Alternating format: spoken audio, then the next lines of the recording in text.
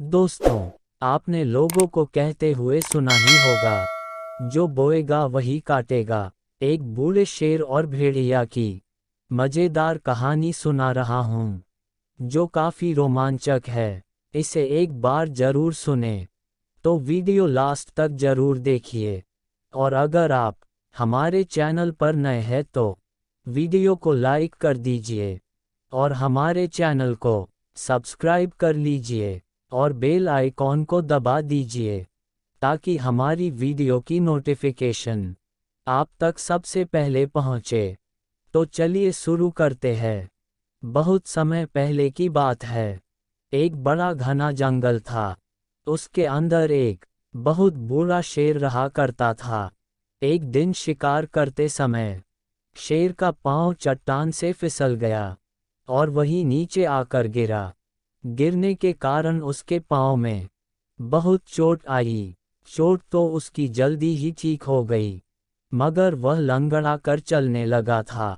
अब उस बेचारे का भागना दौड़ना तो दूर, चलना फिरना भी मुश्किल हो गया था। इस वजह से अब वह शिकार भी नहीं कर सकता था, एक ही जगह पड़ा रहता था।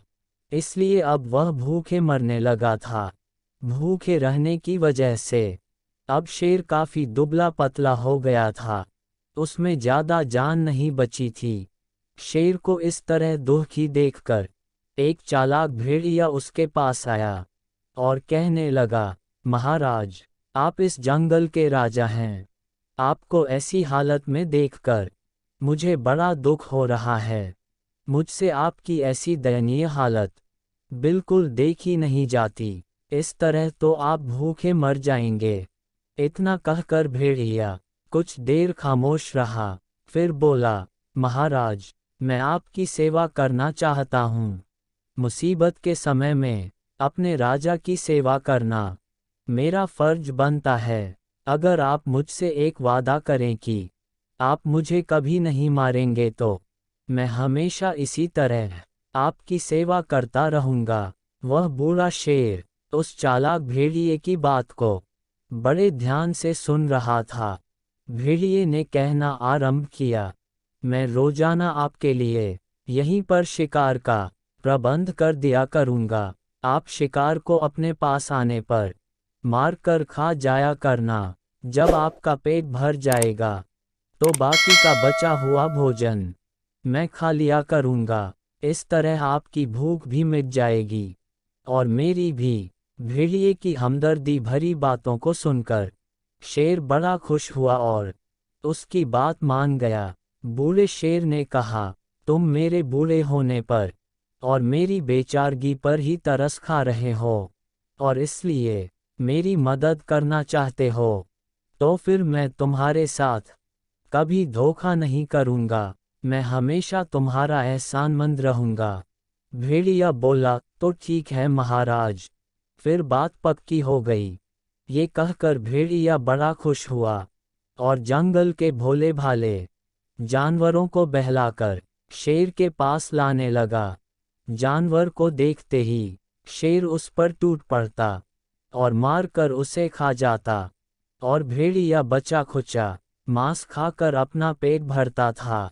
इस प्रकार दोनों एक दूसरे की मदद कर खुशी से अपना जीवन काटने लगे।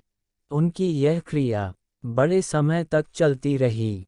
इसी प्रकार बहुत समय गुजर गया और अब जानवर भेड़िए की चालाकी को अच्छी प्रकार समझ गए थे।